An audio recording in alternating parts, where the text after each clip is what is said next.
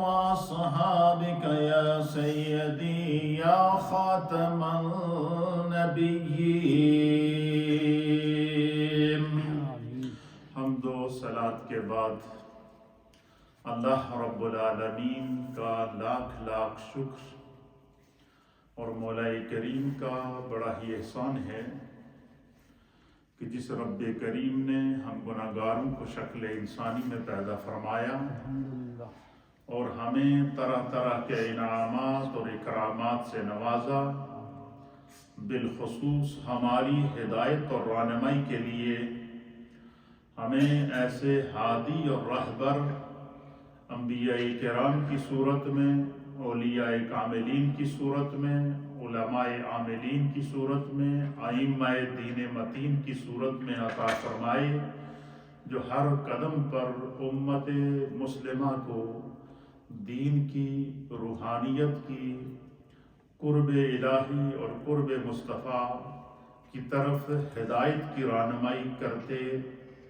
رہے ہیں اور قیامت تک کرتے رہیں گے. جب تک میرے نبی کا دین باقی ہے، جب تک یہ دنیا باقی ہے، نبی کا دین باقی ہے، اور جب تک قیامت قائم ہوگی، اللہ تعالیٰ اس دنیا کے اوپر پیارے آقا علیہ السلام کی امت کے علماء کو، ائمہ دین متین کو، اولیاء کاملین کو اور اہل خیر کو اس دنیا میں بھیجتا رہے گا، اور جو امت مصطفیٰ کریم صلی اللہ تعالی علیہ وآلہ وسلم کی رہنمائی کرتے رہیں گے.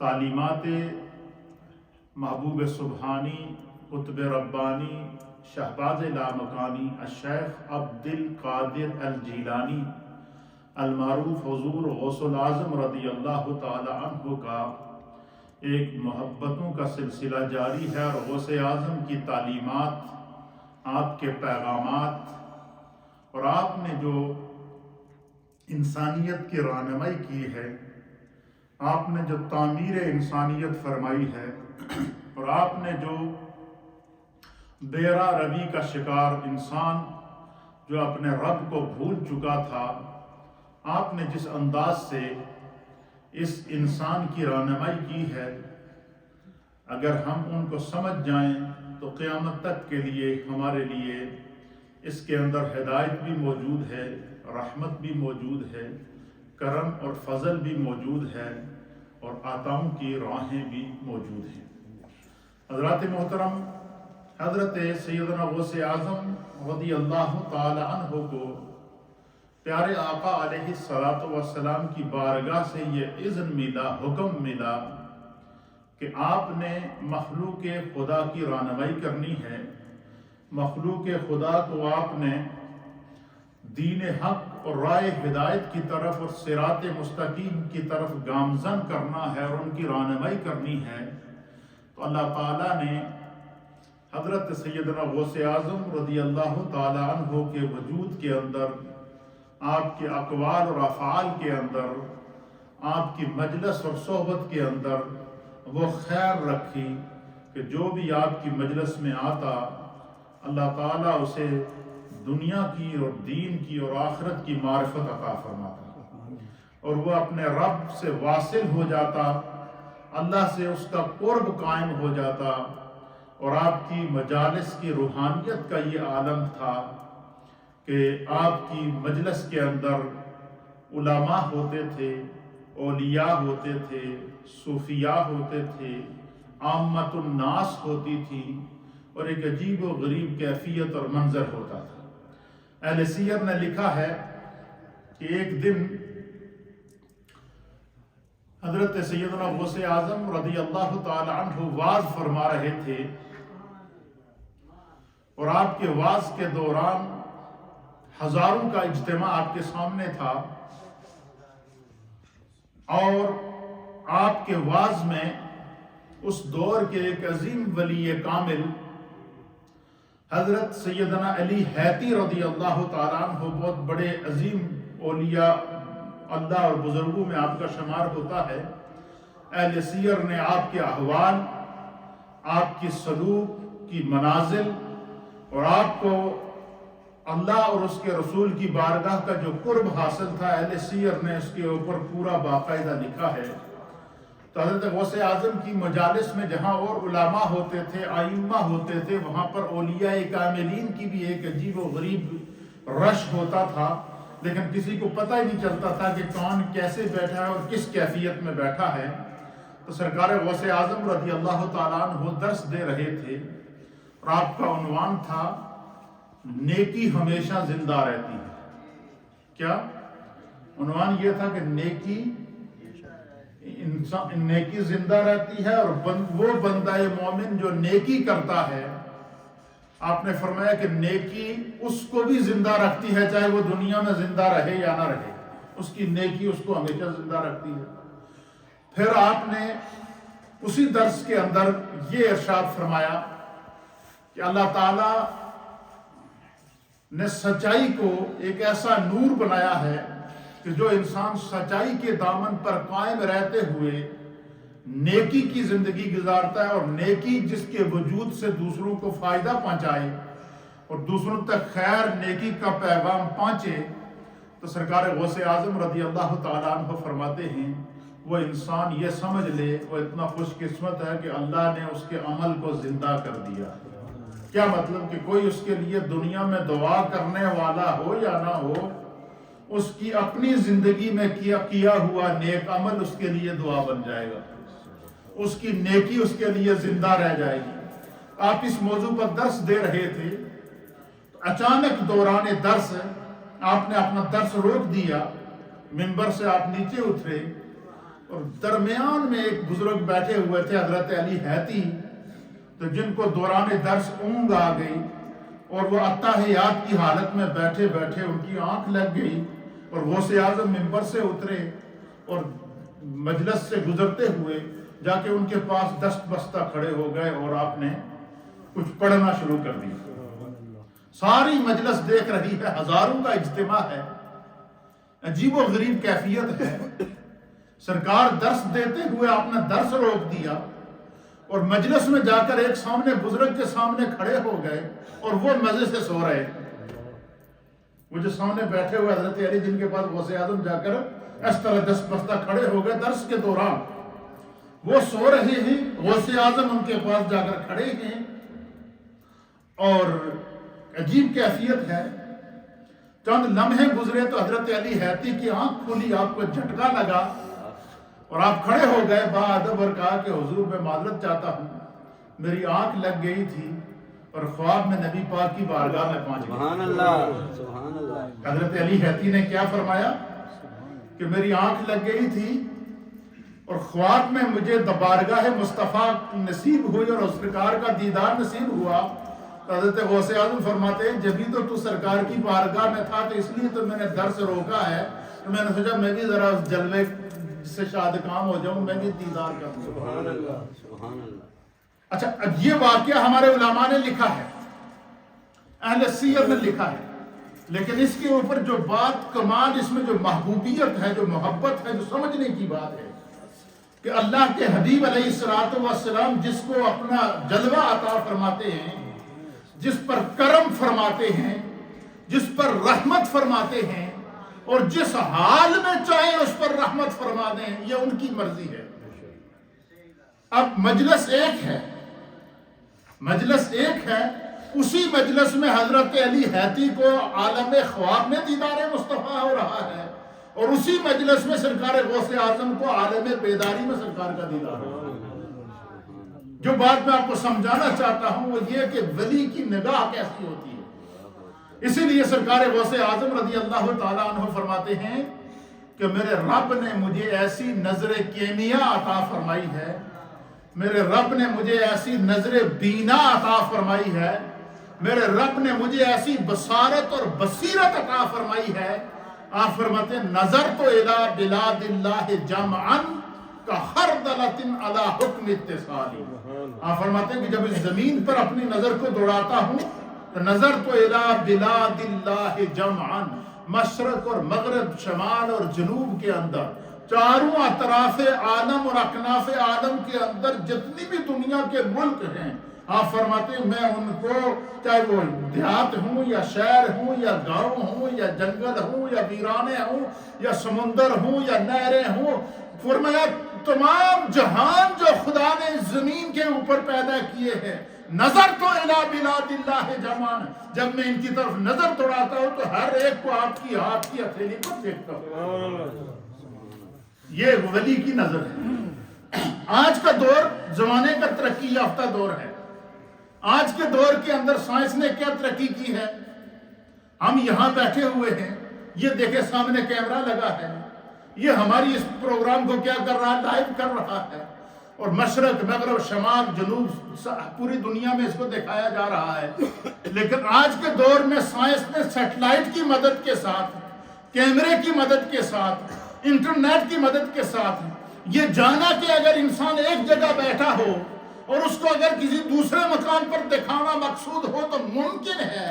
کیوں کہ سرکار غوث اعظم رضی اللہ تعالیٰ عنہ نے اس دور کے اندر یہ بتا دیا کہ میرے رب نے جو مجھے نظر عطا فرمائی ہے وہ کیا ہے کہ پوری دنیا کو اپنے سامنے دیکھتا ہوں۔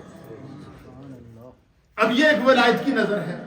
پھر اسی طریقے سے آج سے آپ 1300 سال پہلے کا جائزہ لیں، جب سرکار تو 1400 سال پہلے جب حضور اللہ نبی علیہ الصلوۃ والسلام کا دور تھا، اس دور کے اندر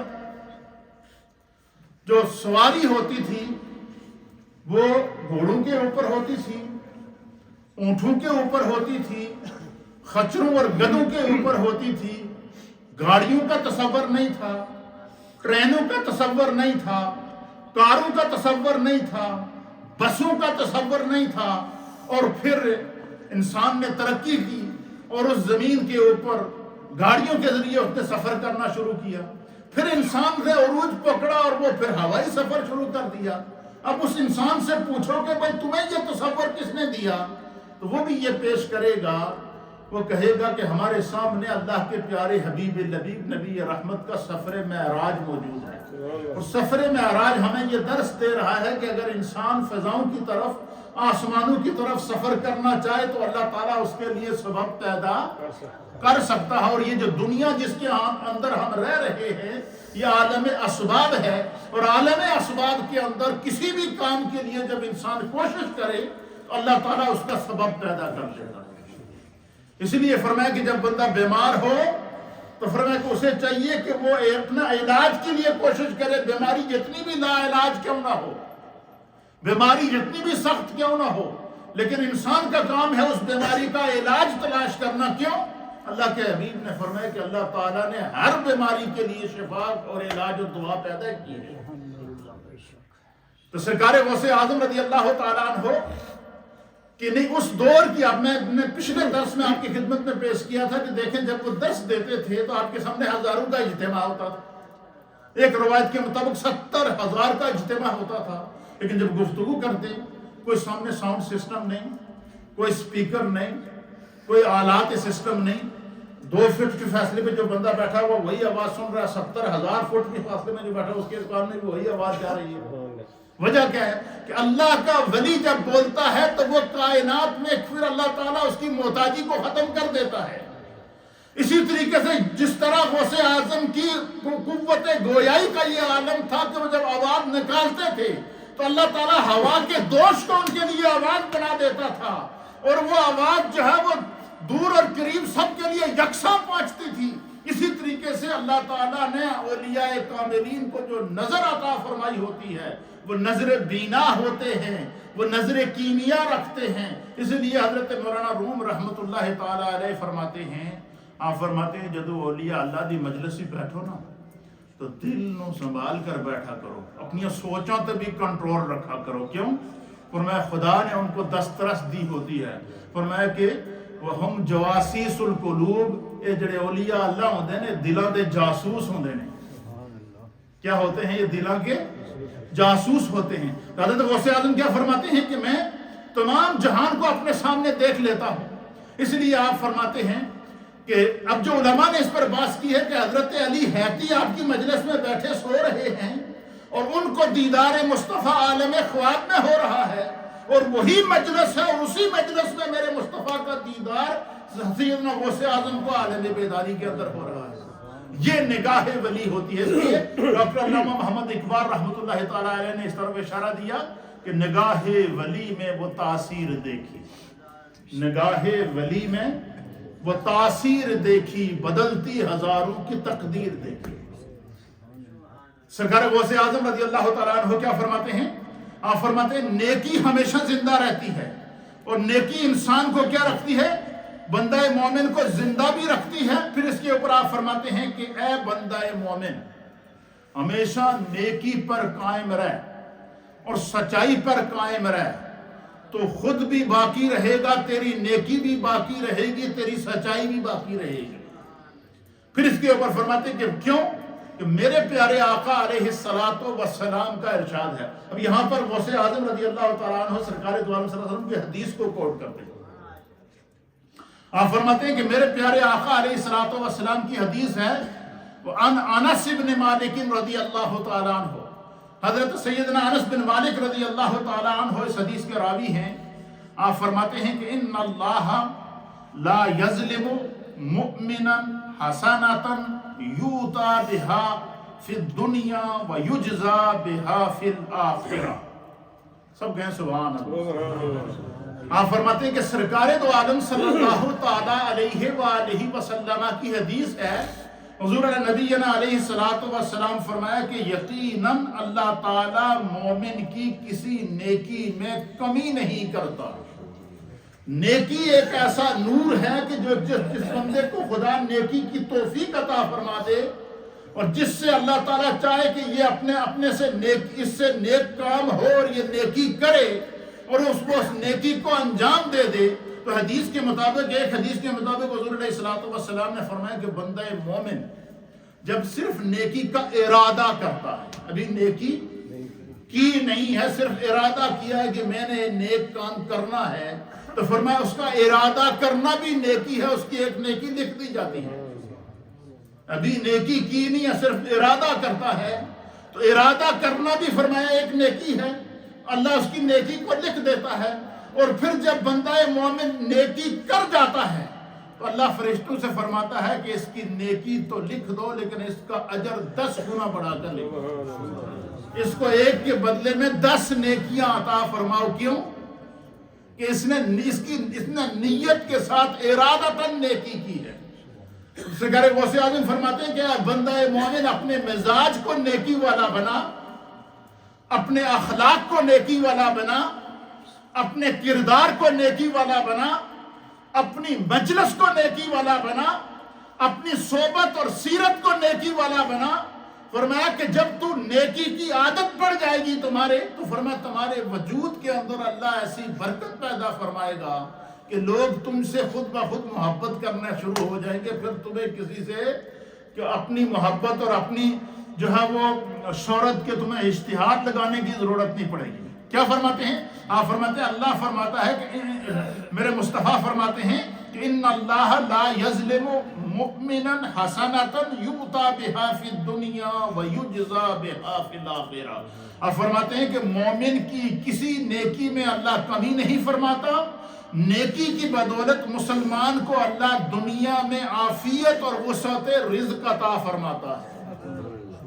بظاہر بندہ دوسرے کے ساتھ نیکی کر رہا ہوتا ہے, لیکن اس نیکی کا جو بینیفٹ اسے اللہ عطا فرماتا ہے, وہ کیا عطا فرماتا ہے کہ دوسرے کو جس نیت سے آپ نے نیکی کی, مثلا کسی ضرورت مند کی مدد کر دی, کسی کو تکلیف میں دیکھا اس کی مدد کر دی, کسی بے سہارا کو سہارا دے دیا, یا کوئی ایسا نیکی کا کام کر دیا کہ بھائی میں تھوڑی زندگی ہے, پتہ نہیں زندہ رہ سکوں گا یا کہ نہیں رہ سکوں گا, کم از کم میرے جانے کے بعد یہ کام عامت الناس کے کام آ جائے. مثلا ہمارے سامنے یہ مسجد موجود ہے, جب سے ہماری یہ مسجد تعمیر ہوئی ہے اور آج تک, اب آپ اندازہ لگائیں اس مسجد میں کتنے لوگوں نے حصہ لیا ہوگا جو اس وقت دنیا میں نہیں ہیں, چلے گئے ہیں دنیا سے, لیکن ان کی نیکی اس مسجد کے در و دیوار اس کے گواہ ہے.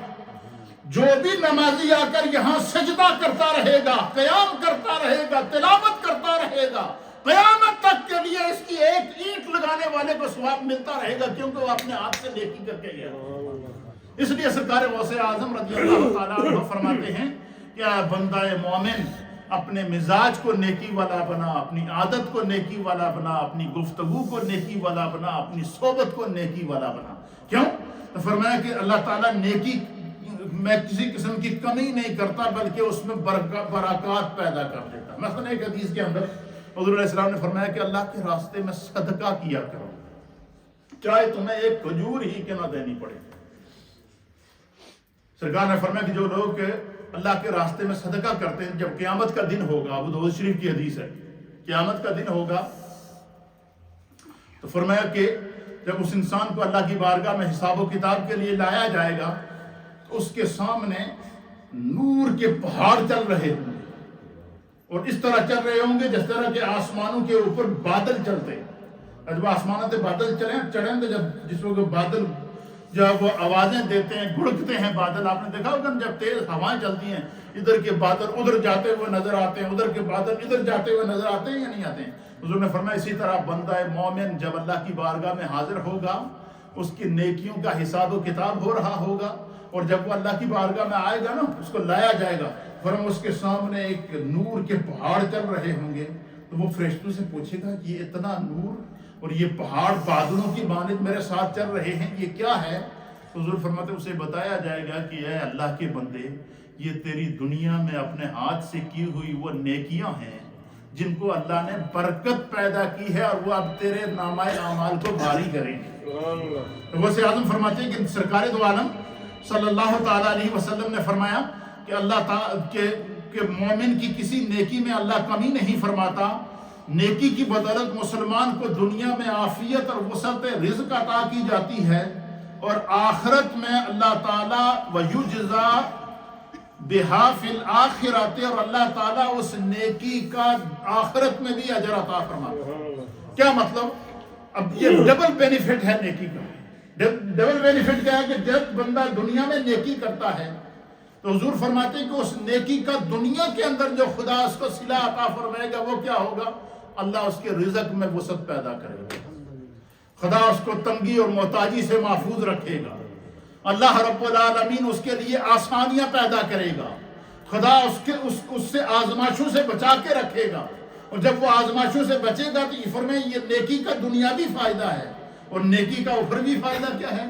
فرمایا جب نامہ اعمال کا حساب ہو رہا ہوگا، ہر انسان پناہ کی تلاش میں ہوگا، دنیا میں جو اس نے نیکیاں کی ہوئی ہوں گی وہ اس کے لیے جزا بن جائیں گی، نجات بن جائیں گی، شفاعت بن جائیں گی۔ پھر فرماتے ہیں کہ اللہ تعالیٰ جو ہے وہ اس کی درجات کی بلندی اور نعمتوں کی صورت میں آخرت میں بھی اس کو نیکی کا اجر عطا فرمائے گا۔ پھر حضور علیہ السلام نے فرمایا کہ اللہ اتنا مہربان ہے کہ مومن تو مومن ہے، مومن کو تو دنیا میں بھی نیکی کا اجر ملے گا، آخرت میں بھی ملے گا۔ فرمایا دنیا میں اگر کسی کافر نے بھی کوئی نیکی کی ہے، کیا ایسا شخص جو مسلمان نہیں تھا، کافر تھا، لیکن اس نے کسی کے ساتھ نیکی کی ہے، کسی کے ساتھ بھلائی کی ہے، فرمایا اللہ اتنا رحمان ہے کہ اس کافر کو بھی اس نیکی کے اجر سے محروم نہیں کرتا۔ فرمایا کافر کو نیکی کی جزا اللہ تعالیٰ دنیا میں عطا کر دیتا ہے، اس کے بدلے میں خدا اس کو کوئی اور چیز عطا فرما دیتا ہے، کوئی اور نعمت عطا فرما دیتا ہے، لیکن حضور نے فرمایا کہ کافر کے لیے آخرت میں نجات نہیں ہے، اس نیکی کا اس کو صلہ آخرت میں نہیں ملے گا۔ مومن اور کافر کی نیکی میں کیا فرق ہے؟ فرمایا مومن کو اللہ دنیا میں بھی اجر عطا فرمائے گا اس نیکی کا، اور آخرت میں بھی اجر عطا فرمائے گا۔ اس لیے سرکار دو عالم صلی اللہ تعالیٰ علیہ وآلہ وسلم نے فرمایا کہ وَأَمَّا الْكَافِرُ فَيُطْعَمُ بِحَسَنَاتِ مَا عَمِلَ بِهَا لِلَّهِ فِي الدُّنْيَا حَتَّى إِذَا أَقْضَى إِلَى الْآخِرَةِ وَلَمْ يَكُنْ لَهُ حَسَنَةٌ يُجْزَى بِهَا۔ فرمایا اگر کسی غیر مسلم نے، کسی کافر نے دنیا میں کوئی نیکی کی ہے تو اللہ تعالیٰ اس کے بدلے اس کو دنیا میں ہی اس کا اجر عطا فرما دے گا، آخرت میں اس کے لیے جزا نہیں۔ اور آخرت میں جزا کس کے لیے ہے؟ فرمایا بندہ مومن کے لیے ہے۔ اس لیے اللہ کے حبیب علیہ الصلوۃ والسلام جب صحابہ اکرام کو اس طرح کا مزاج عطا فرماتے تو صحابہ اکرام کی خواہش کیا ہوتی، ان کی اتنی ذہن سازی ہو جاتی، اتنی ذہن سازی ہو جاتی کہ ہر صحابی رسول کی یہ خواہش ہوتی کہ آج کے دن جب میرا دن مکمل ہو، رات کو میں اپنے بستر پر جاؤں تو میرے نامہ اعمال میں گناہ نہ ہوں، نیکیاں زیادہ ہوں۔ اور صحابہ اکرام کی اس عادت کریمہ کو پھر اللہ نے قرآن میں ایگزامپل بنایا ہے۔ اللہ فرماتا ہے کہ میرے محبوب علیہ السلام کے صحابہ کی جو سرکار نے تربیت فرمائی ہے، کیوں؟ حضور نے ان کی عادت نیکی والی بنا دی، ان کی سوچ نیکی والی بنا دی، ان کی مجلس نیکی والی بنا دی۔ نیکی اور خیر اور دوسروں کو اس کا فائدہ پہنچانا یہ صحابہ اکرام کے مزاج کے اندر شامل ہو چکا تھا۔ اللہ کے پیارے حبیب لبیب نبی رحمت صلی اللہ تعالیٰ علیہ وآلہ وسلم فرماتے ہیں، پھر کیا ہوتا؟ پھر صحابہ اکرام کی یہ خواہش ہوتی کہ ہم اس نیکی کے باب میں مجھ سے کوئی آگے نہ نکلے۔ اور قرآن بیان فرماتا ہے کہ نبی علیہ السلام جب صحابہ اکرام کو کسی نیک کام کا حکم دیتے تو صحابہ اکرام کی نیتوں کا اور نیکی کے اندر لذت کا اور نیک کام کرنے کی جو ان کا تصور تھا اس کا عالم کیا ہوتا؟ اللہ فرماتا ہے فَاسْتَبِقُوا الْخَيْرَاتِ، وہ نیکی کے کام میں ایک دوسرے سے سبقت لے جاتے۔ اب صحابہ اکرام کا مقابلہ کس میں ہوتا تھا؟ نیکی میں ہوتا تھا۔ صحابہ اکرام کا ایک دوسرے کے ساتھ کمپٹیشن کیا ہوتا تھا کہ میں نمازوں میں خشوع میں دوسرے سے آگے بڑھ جاؤں، خضوع میں دوسرے سے آگے بڑھ جاؤں، صدقہ و خیرات میں دوسرے سے آگے بڑھ جاؤں، نیکی کو پھیلانے میں دوسرے سے آگے بڑھ جاؤں، نیکی کے کام کو کے ساتھ دوسرے کو فائدہ پہنچانے میں آگے بڑھ جاؤں۔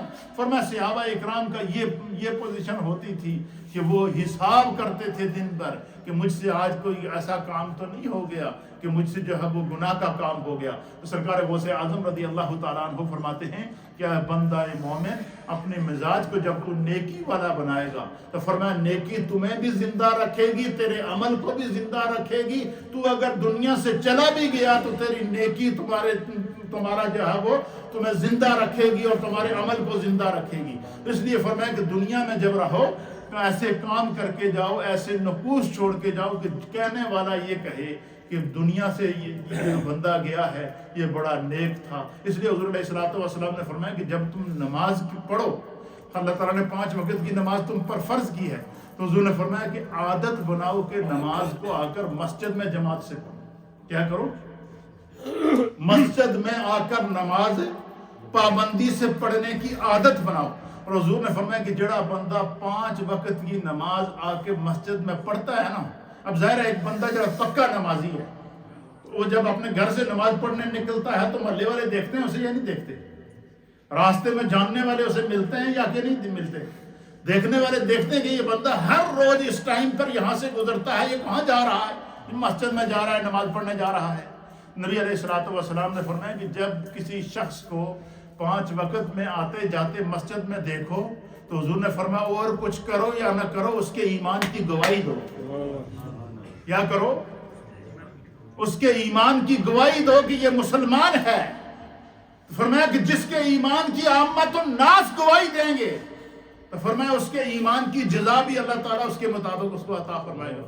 اس کا معنی کیا ہے کہ جب تمہیں آتے جاتے لوگ، اس لیے فرمایا کہ جو اللہ کے راستے میں نیکی کرنے کے مختلف اسباب اور ذرائع ہیں کہ صحابہ اکرام کی عادت کیا ہوتی تھی؟ سرًا وعلانیةً، کبھی نیکی کو چھپا کر کیا کرتے تھے اور یہ نیت ہوتی تھی کہ اس میں صرف ہمارا رب گواہ ہو ہمارا، وعلانیةً، اور کبھی نیکی کو اعلانیہ طور پر کیا کرتے تھے اور یہ نیت ہوتی تھی کہ میرے اس عمل کو دیکھ کے شاید کسی دوسرے نے بھی نیکی دی توفیق ہو جاوے۔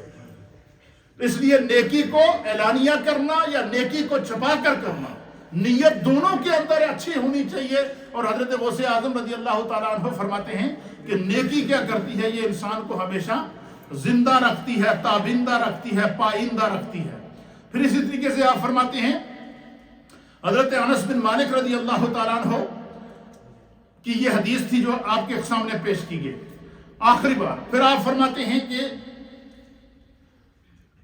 اللہ کے پیارے حبیب لبیب نبی رحمت صلی اللہ تعالیٰ علیہ وآلہ وسلم نے فرمایا کہ مظلوم کی بد دعا سے بچو۔ فرمایا دنیا میں جہاں بھی ظلم ہوتے ہوئے دیکھو تو ظالم کی اور ظلم کی مذمت کرو، مظلوم کا ساتھ دو، مظلوم کی حمایت کرو، مظلوم کی مدد کرو۔ آج فلسطین پکار رہا ہے، ارض مقدس مسلمانوں کو پکار رہی ہے، کشمیر مسلمانوں کو پکار رہا ہے۔ کشمیر کی وادی جو 70,000 سے زائد شہداء کو اس زمین پر ان کا خون بہا چکی ہے وہ پکار رہی ہے۔ اللہ کے حبیب علیہ السلام نے فرمایا اتقی دعوت المظلوم فإنها لیس بینہما وبین اللہ حجاب. حضور نے فرمایا جو لوگ بڑے مظلوموں پر ظلم کرتے ہیں اور کہتے ہیں کہ ہم ان کو مٹا دیں گے، فرمایا کہ وہ اپنی طاقت کے بل بوتے پہ جتنا ظلم کریں وہ ان کے ظلم کا انجام ان کو ضرور ملے گا. کیوں؟ فرمایا کہ جو مظلوم کی دعا ہوتی ہے اس کے اور خدا کے درمیان کوئی حجاب نہیں ہوتا. آج فلسطین کی مائیں، فلسطین کے بچے، عالم اسلام کا اور پوری دنیا کے حکمرانوں کا، چاہے وہ اسلامی حکمران ہوں یا غیر اسلامی حکمران ہوں، ان کے ضمیر تو مردہ ہو چکے ہیں. لیکن یاد رکھیں ایک دن ہر ایک کا انجام ایسا برا ہوگا. قرآن بتاتا ہے کہ نمرود نے پوری دنیا میں خدائی کا دعویٰ کیا تھا اور اللہ نے ایک مچھر کو حکم دیا کہ بہت متکبر ہو چکا ہے، اپنے آپ کو سپر پاور کہتا ہے، بڑا مغرور ہو چکا ہے، ذرا اس کو اس کی اوقات دکھاؤ. قرآن اس منظر کو بیان فرماتا ہے کہ مچھر آیا، اس کے ناک سے گھسا، اس کے نتنوں سے ہوتا ہوا اس کے دماغ تک پہنچ گیا، اور وہ جب دماغ کے اندر اس کو اپنے پاؤں کے ساتھ کھجلی کرتا تو وہ اپنے چاہنے والوں جن لوگوں سے کہتا تھا مجھے سجدہ کرو، ان کو کہتا مجھے جوتے مارو. اور جب اس کے سر میں وہ جوتے مارتے تو جو زیادہ جوتے مارتا تو مچھر جو اندر گھسا ہوا تھا وہ سکون کر لیتا تو کہتا یہ بڑا اچھا ہے. اللہ نے اس کو انجام بد سے دوچار کیا. فرعون کو اللہ رب العالمین نے تباہ و برباد کیا ہے اور اس کو قیامت تک کے لیے عبرت کا نشان بنایا ہے. اور پھر کیا ہوا کہ آج فرعون کی لاش آج بھی زمین کے اوپر موجود ہے. زمین نے اس کو قبول نہیں کیا، اللہ کی زمین نے فرعون کو قبول نہیں کیا ہے اور قیامت تک قبول نہیں کرے گی. اللہ رب العالمین ہمیں دین کو سمجھنے کی توفیق عطا فرمائے. سرکار غوث اعظم رضی اللہ تعالیٰ عنہ کی تعلیمات کا خلاصہ کیا ہے کہ ہم اپنے آپ کو نیکی کی طرف لگائیں، نیکی کے راستے پر قائم رکھیں اور نیکی پر